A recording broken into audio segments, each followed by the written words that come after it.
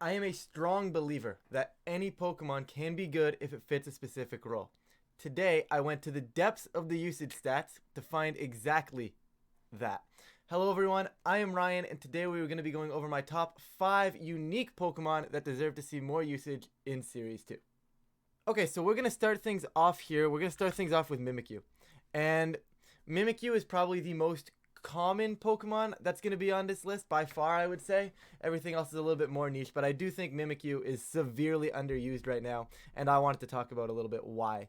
So I think with Mimikyu, you really want to go Life Orb. You could opt for something like a little bit more defensive on a Mental Herb, but I think Mimikyu really appreciates the added damage onto stuff like the Shadow Sneaks, the Shadow Claws, and of course their play roughs that just pressure something like Iron Hands so much, right? The play rough going into Iron Hands it's going to be doing about 50% after the life orb, probably a lot more than that. I mean, it depends on really how much you really want to invest here, but you're probably looking at like 70 to 80% to an Iron Hands. And those numbers are unheard of on the physical side. You also do a very good job of just tanking hits from it, right? Like, yeah, okay, the Thunder Punch can kind of hurt, but as long as I have my Disguise up, or even a Wild Charge, as long as I have a Disguise up, it's not really doing that much, right? And that's probably why I think Mimikyu is underrated. Disguise is a really good ability, especially if you're trying to set something like Trick Room. Trick Room goes up 9 times out of 10, I would say, right? They really have to commit to doubling the Mimikyu to stop it, especially if you wanted to run something like Mental Herb instead, because then they can't even taunt you, and you can just simply get Trick Room up, right? And I think that's a really important thing right now in the metagame, especially with stuff like Talonflame, Tailwind, Murkrow somehow seeing usage again. I'm not too sure about that one, but it's seeing usage again. Tailwind's going up that way. Dragonite is setting Tailwind. There's a lot of speed control. There's Icy Winds as well, so being able to get your own Trick Room up here is really nice, and Mimikyu is probably one of the best users for that. Some other cool things you can do are something like Curse, which really comes in handy for like Dondozo end games. Comes in handy versus really anything that we want to bulk up or that wants to set up against you, and then you can just put them on a timer, right? So something like even Annihilate, if you get the curse off, that could be cool. Or just in general in an end game, right? If you're gonna lose Mimikyu that turn, you're not really gonna do a whole lot of damage, and you just want to put that Pokemon on a timer, drop the curse. You might as well, right? It pairs really nicely with Disguise because yes, you're gonna lose 50% of your health, but at the same time, you're also not losing 50%. You're also not losing your Disguise. And not losing your Disguise really makes it nice because you can either get hit first and not have to worry about losing too much HP to set your curse up, or you can curse and then they'll hit you after, but even though you're at half HP, they're still hitting into that Disguise. So that's probably why I think Mimikyu needs to be used a little more. Switching gears here, let's switch gears. Let's go to this one here. I think this one's a little cool. Everybody loves Scizor, right? Am I wrong? Am I wrong? Everybody loves Scizor. Scizor, I believe, deserves to still be used. It's sitting, I believe, at like 2-ish% of usage rate right now. It is really strong still, right? You can opt for something like a Choice Band. You can opt for something like an Assault Vest even. I don't know. I'm the type of guy that likes to slap an Assault Vest on everything if I can. So I'd probably recommend Assault Vest on Scizor, but we're not going to talk about that. The item is up in the air. You can kind of do a lot of things with it. But we're here to talk about Bullet Punch. If you guys saw the list at the beginning of the video on the usage stats, they'll be on the screen here. Anyways, you can check Pokemon Home, you can check Pikalytics. There's all kinds of places where you can find these usage stats. And the number 1 Pokemon right now is Fluttermane. And Bullet Punch, I am basically saying by having Scizor, your Fluttermane is going to have to work 20 times harder to get to a position where it can do massive damage. Technician Bullet Punch should be one-shotting 90% of the Fluttermanes unless they're like the ridiculously bulky ones. I'm not sure on that calc. But regardless, this mon is here to put pressure on some of the bigger Paradox Pokemon right now. Right? In front of Iron Bundle. Also right up there in the usage stats, right? You pressure with Bullet Punch, it's probably close to a 2-shot. I'm not certain on that one. I'll put the calc up above.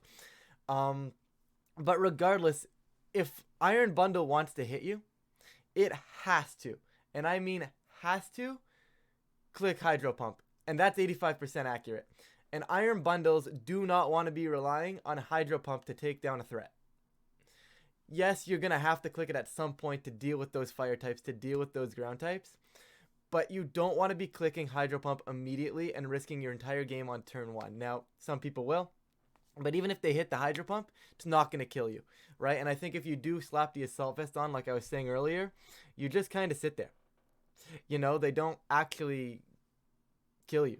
And I mean, I don't think they kill you even without the Assault Vest. So, like, you can kind of just sit there. You can get cool things off. Like, if you wanted to, you do have access to Tailwind.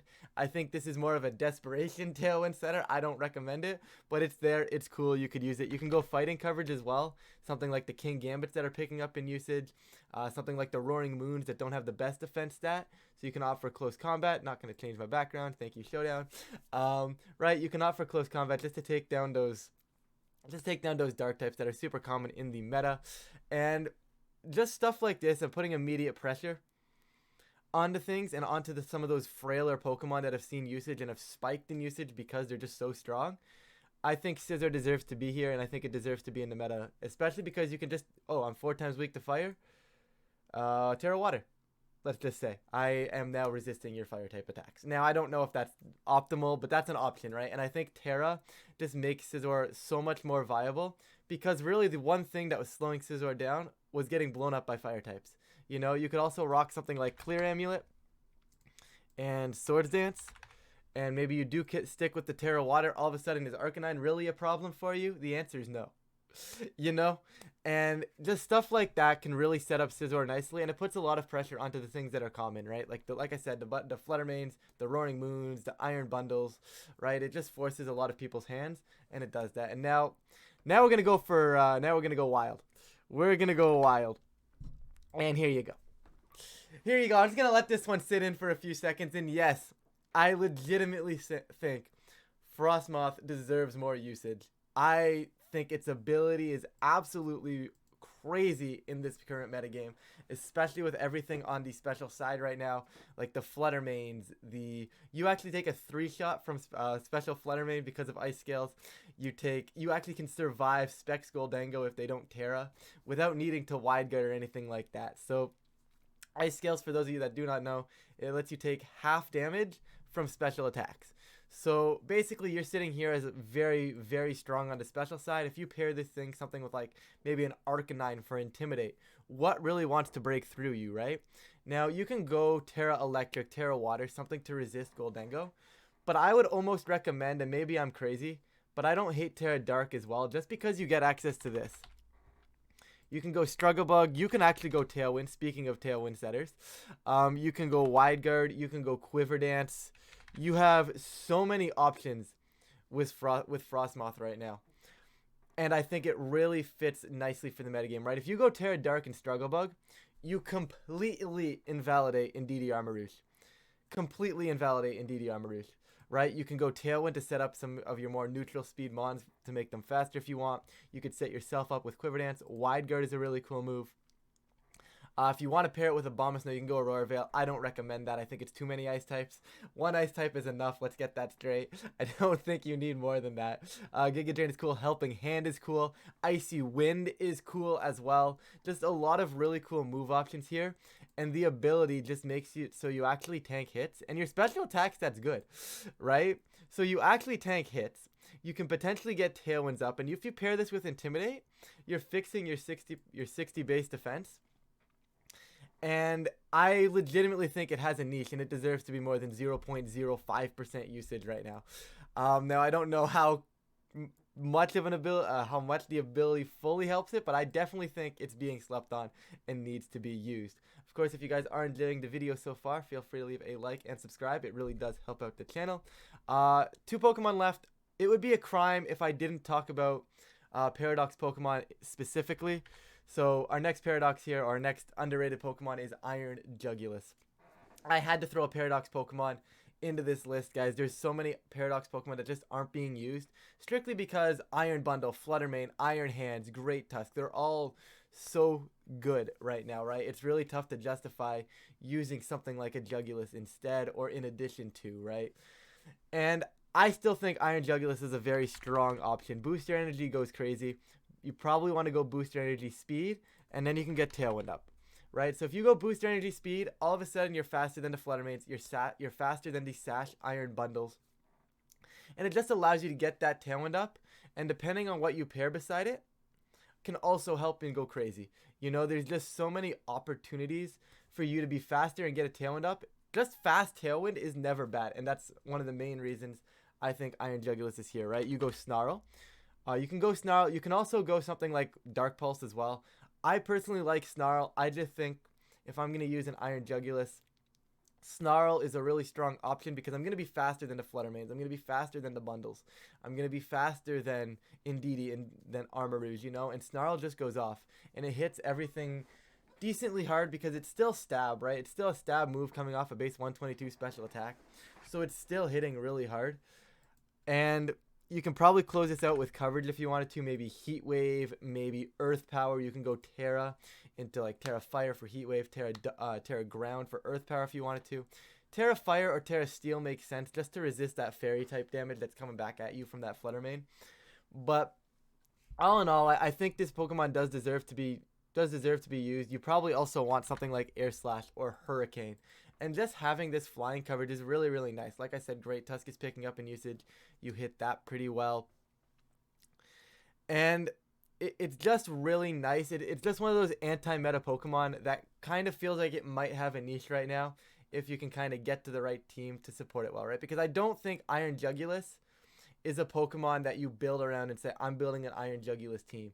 I think Iron Jugulis is a mon that kind of comes in the last 1 or 2 slots of the team, and you're like, oh, hey, this kind of fits exactly what I needed. It's a fast tailwind setter. It can hinder off some of the opponents. Got some nice coverage with Heat Wave or Earth Power, right? And I think it definitely needs to be used a little bit more than 1.16%. But that's just me. We'll see, right? We're going to close out this list right now with something that used to be amazing. And this Pokemon was very common in like the restricted formats beside Kyogre. And we're going to, if I could spell, we're going to be talking about Tsareena. Yes, Tsareena is what I've opted to say as my last Pokemon here. And yes, I'm aware Freeze Dry is in the format from Iron Bundle. And yes, I'm aware Tsareena does not have the special defense stats to really keep up with it. I mean, they're not terrible, right? The bulk is pretty decent. The attack stat is really, really nice. I'm here for the ability. I'm here for Queenly Majesty. I mean, you could realistically run Sweet Veil if you wanted to, but I think Queenly Majesty is top tier of an ability, right? If Farigiraf can see play, I think Tsareena can see play. You have a cool move in Trop Kick. I don't know if you really want to run Trop Kick over something like a Power Whip to just get massive damage off, but that's up to you. It depends on how you want to use Tsareena. But Tsareena has a lot of options, right? You can go, once again, like I said before, recommend Assault Vest on every team. You know what I'm saying? But you can go Assault Vest if you wanted to. It's a pretty solid item here, right? You get stuff like Trop Kick. You get High Jump Kick. You get a lot of that's hidden power, Ryan. Come on. You get High Jump Kick. You get a lot of options with Tsareena, right? You get Helping Hand if you wanted to, which is pretty cool. I don't personally love Helping Hand. I think you get better options from other things. Right, Seed Bomb's cool if you don't really want to miss, but I think if you're going to sacrifice power, you might as well go Trop Kick. Because I think Trop Kick gives you a chance into Dondozo, right? Dondozos right now are running, a lot of them are dropping Order Up because it's getting nerfed because it was just a bug the entire time. Order Up is still common enough that you have to be scared of it. But if you see a Dondozo with a Wave Crash and Earthquake, you can sit in front of that with Tsareena, click Trop Kick, lower its attack stats, and get some decent damage off all at the same time, and I think it's really, really solid. Taunt is a cool option to stop some of the Amoonguss stuff, right? So maybe you don't go Assault Vest. Maybe you go something like Grass Move, High Jump Kick, Taunt, Protect, right? And I think that's a pretty solid set of moves. I mean, you could go like Acrobatics. I don't love it, right? I mean, there's a lot of options here. Nothing crazy, like not nearly as many options as Frosmoth, but I do think Tsareena could definitely see usage, right? But like, we're talking about moves, even though I said ability was what we're here for. And you start pairing Tsareena with Fluttermane. You start pairing Tsareena with Iron Bundle, right? And just these fast pieces that don't appreciate taking a Sucker Punch, right? And now let's say you get Tailwind on this team as well, right? Just for the sake of this, we'll put Talonflame here, right? So now you're leading Talonflame. You have 2 fast pieces with Fluttermane and Bundle. Yeah, they're frailer, right? So generally speaking, one of the ways to break through Talonflame, Bundle, Fluttermane is just to get hit the priority, right? Hit those priority moves, get the Palafin Jet Punch going now that it's picking back up in usage, right? That's another thing Tsareena is really good into. Palafin, right? You can bulk this thing up, maybe go bulky over here. I don't know how bulky you really want to go, but I haven't run any calcs, but like I said, you could go bulky over here and sit in front of Palafins, right? Palafins picking back up in usage, you know, and just being able to sit in front of things like that and just protecting the rest of your Pokemon from stuff like Fake Out, from stuff like Bullet Punch, Sucker Punch with Kingambit picking up in usage. Brute Bonnet also has Sucker Punch, right? Just stopping that priority gives you more answers than your opponent does, especially when you start putting immense pressure on, right? So if you're like a hyper offensive player, I would definitely recommend trying out Tsareena. With that, that is going to be it from my end, guys. Thank you guys so much for watching. These are my top 5 Pokemon that I think deserve more usage. Of course, if you guys do have any other Pokemon you want to discuss, feel free to leave a comment down below. I'd love to interact, see what you guys are thinking. Of course, that's going to be it for me. Thank you all so much for watching, and I will catch you all in a future video.